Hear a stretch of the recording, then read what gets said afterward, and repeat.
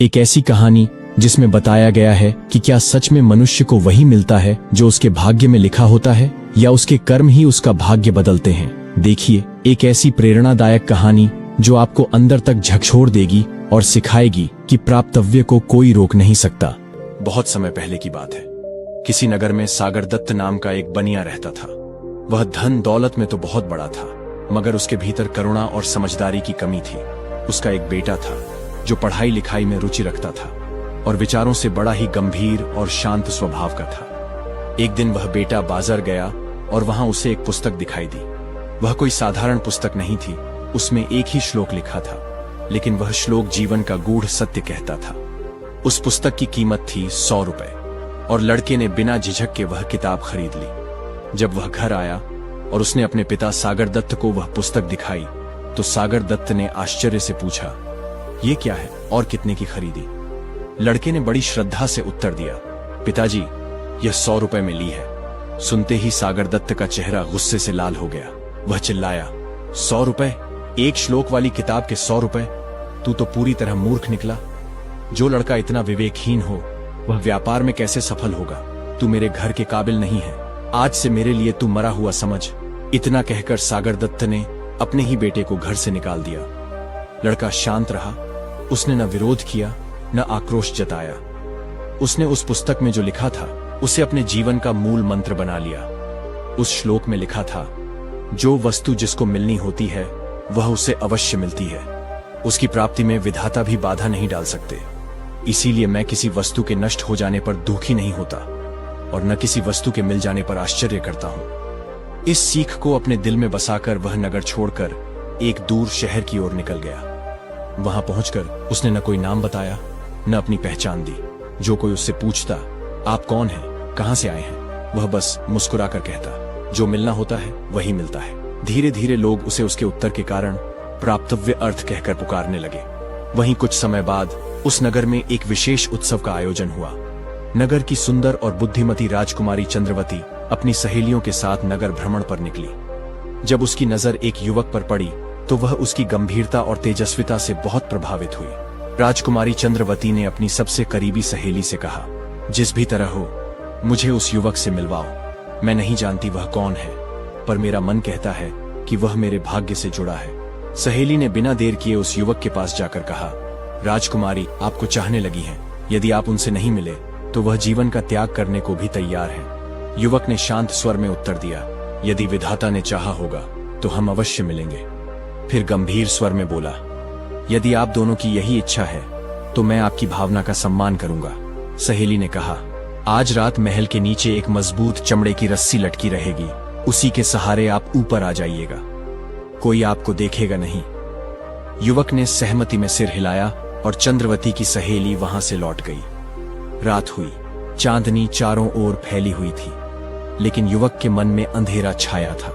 वह उस रस्सी के पास खड़ा बहुत देर तक सोचता रहा। राजकुमारी से चुपके मिलना के पास खड़ा बहुत देर तक सोचता रहा। राजकुमारी से चुपके मिलना क्या उचित होगा?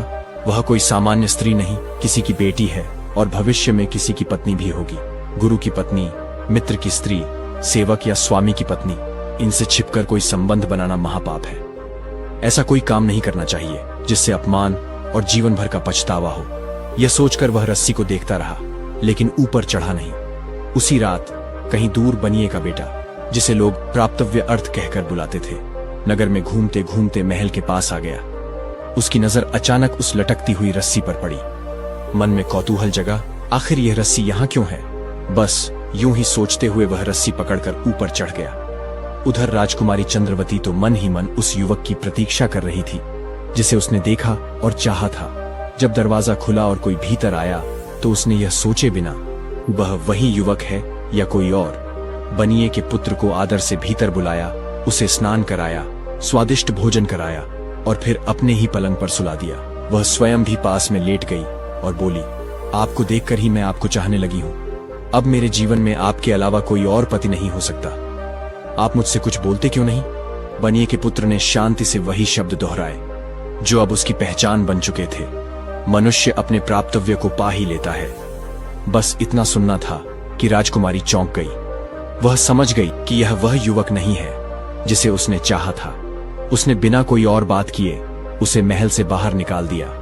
अब वह युवक महल से निकलकर एक टूटे फूटे पुराने मंदिर में चला गया और वहीं सो गया। लेकिन भाग्य की विचित्र चाल देखिए, उसी रात नगर की एक व्यभिचारिणी स्त्री ने किसी रक्षक को बुलाया था और मिलने का स्थान यही मंदिर था। जब नगर का रक्षक वहां आया तो उसे मंदिर में कोई और सोया हुआ दिखाई दिया। खुद को बचाने के लिए वह बोल पड़ा, तुम कौन हो? बनिए का बेटा अब तक अपने जवाब में न कोई बदलाव लाता था न संकोच करता था। उसने फिर कहा, मनुष्य अपने प्राप्तव्य को पा ही लेता है। नगर रक्षक कुछ घबरा गया, बोला, ठीक है, तुम मेरी जगह यहां सो जाओ, मैं चला जाता हूं। युवक वहां से हट गया और पास ही किसी अन्य स्थान पर जाकर लेट गया। इसी बीच रक्षक की बेटी विनयवती अपने प्रेमी से मिलने वहां पहुंची। वह उस युवक को आते देख मुस्कुराई। वह आ गया। उसने बिना देर किए उससे गंधर्व विवाह कर लिया, यानी केवल मन और वचन से विवाह किया, बिना किसी वैवाहिक रस्म के। फिर प्रेम से भरकर बोली, आप मुझसे कुछ बोल क्यों नहीं रहे हैं? उत्तर वही था, मनुष्य अपने प्राप्तव्य को पा ही लेता है। इतना सुनना था कि विनयवती की आंखें खुल गईं। वह समझ गई कि उसने जल्दबाजी में एक अनजान व्यक्ति से विवाह कर लिया। उसने गुस्से में उसे धुतकार दिया और वहां से चली गई। अब वह युवक अकेला भटकता हुआ एक गली में जा पहुंचा। सामने से एक बारात आ रही थी। ये बारात थी वरकीर्ति नामक युवक की, जो अपनी दुल्हन को लेने जा रहा था। बनिए का बेटा भी चुपचाप उस भीड़ में शामिल हो गया। बारात धूमधाम से कन्या के घर पहुंची, लेकिन जैसे ही विवाह की तैयारियां चल रही थीं, अचानक एक मदमस्त हाथी बेकाबू हो गया। उसने अपने महावत को मार दिया और पागलों की तरह इधर उधर दौड़ने लगा। भीड़ में अफरा तफरी मच गई। सभी बाराती अपनी जान बचाकर भागे और वर को भी सुरक्षित स्थान पर ले गए। लेकिन इस अफरा तफरी में विवाह की दिशा अचानक बदलने वाली थी। भीड़ में अकेली खड़ी नवयुवती भय से कांप रही थी। चारों ओर अफरा तफरी मची हुई थी और एक थी विकराल रूप लेकर तबाही मचाने को तत्पर था। तभी बनिए का पुत्र, जो अब तक नियति के हाथों खेलता आ रहा था, उसके पास आया। उसने साहस के साथ लड़की से कहा, डरो मत, मैं तुम्हारा रक्षक हूं।